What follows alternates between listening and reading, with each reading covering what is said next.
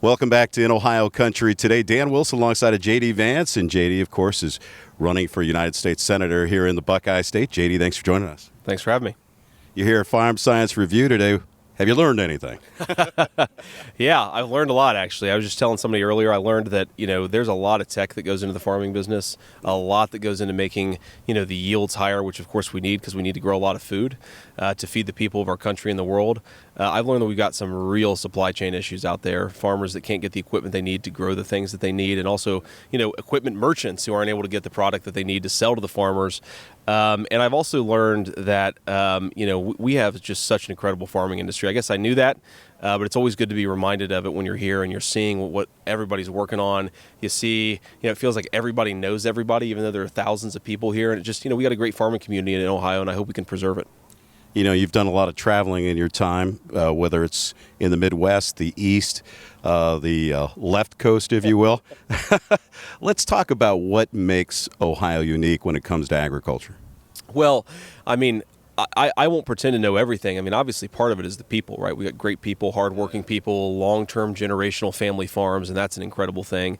Second is the natural resources, right? I think we have some of the richest soil. I hear this, whether you're in Northwest Ohio, Southwest Ohio, Eastern Ohio, we've got just this incredible reserve of high-quality land. And look, I joke with my wife, who's from Southern California. Of course, I yanked her to Ohio. That they've got to use all this irrigation in Southern California because people really weren't meant to live there, right? We were meant to live here. We were meant to grow food here. And I think it's a great testament to the natural resources we have. Well, talking about resources right now, we got to talk about energy. It's top of mind with all of our farmers. What do you expect to do if you get into the U.S. Senate about energy? What is your main goal to help relieve the burden on our farmers? It's really simple, right? We've got to drill and we've got to refine energy. We've got the capacity to do it here in the United States. Again, just like our soil, we have energy reserves that are the wonder and the envy of the entire world. We just got to let them loose, right? Natural gas, of course, some of it becomes fertilizer that our farmers use. Diesel fuel, gasoline, our farmers use all of this stuff. It's just unbelievable. We have these resources here, and we have a federal government that doesn't let us use them because they've convinced themselves that if we do this green energy boondoggle that's built by the Chinese, somehow it's going to be in the best interest of our country. It's just not. We need to let people develop energy here in Ohio. It'll help our farmers. Of course, it's going to help everybody else, too. We talk about alternative energies. We cannot not talk about what biodiesel does for the environment and what it does for our farmers, what ethanol does for the environment and our farmers.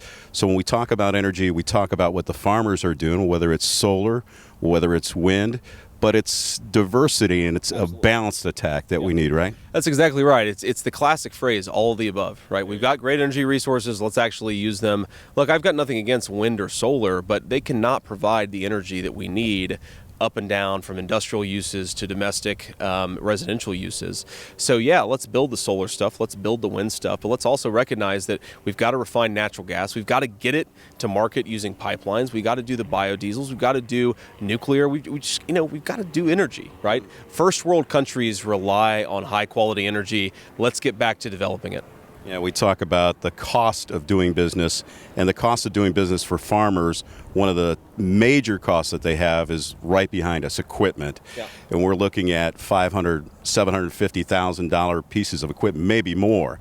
So what can we do to help relieve the burden on our farmers when it comes down to the cost of doing business and those high purchases like equipment? Well, one, we've got to reshore some American supply chains, right? It's ridiculous that some of this equipment, which was invented in this country, is manufactured overseas so that people can't even get access to it when they need it. That's number one. Number two, we just talked about energy, okay? Huge part of the input costs of farming is energy. Got to bring that energy back down. Again, this is not rocket science, right? Some policy issues are hard. Drilling for oil, refining oil, getting this stuff to market, that's not hard. We know how to do it. We just need the government to stop making huge mistakes here. And I think you do those two things, you're going to help out a lot. Like natural gas, right? Natural gas is at an all-time high. It's one of the reasons fertilizer is 4 times more expensive than it was 12 months ago. You fix these issues, you bring down the cost for farmers. And before we let you go, we want to talk a little bit about the legacies that are left behind for our farmers, being able to let the next generation continue to farm. And it's all about, the taxation that takes place 100%. When somebody is gone. So let's talk about what can be done on a national basis to help preserve our family farms? Well, one of the things, you got to fix the estate tax system in this country, right? The estate taxes were really designed for Wall Street bankers who have really liquid assets, right? If you got $1 million of stock, you pass it on to the next generation. That's different from having a 100-acre farm and passing it on to the next generation. And this is something that I think our politicians just don't get, probably because they know a lot more Wall Street bankers than they do family farmers. But I think it's got to be possible to transition a family farm from one generation to the next without getting raked over the coals in terms of taxes. Again, that's an easy policy choice. We just got to do better. JD, if people want more information about where you stand on these policies as you run for Senate, where can they go? Yeah, best place is our website, jdvance.com. They can learn more about me. They can sign up for our website.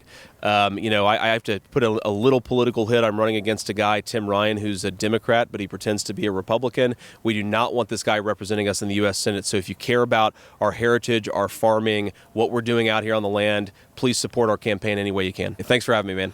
JD Vance has been our guest, and we'll be back with more in Ohio Country Today right after this.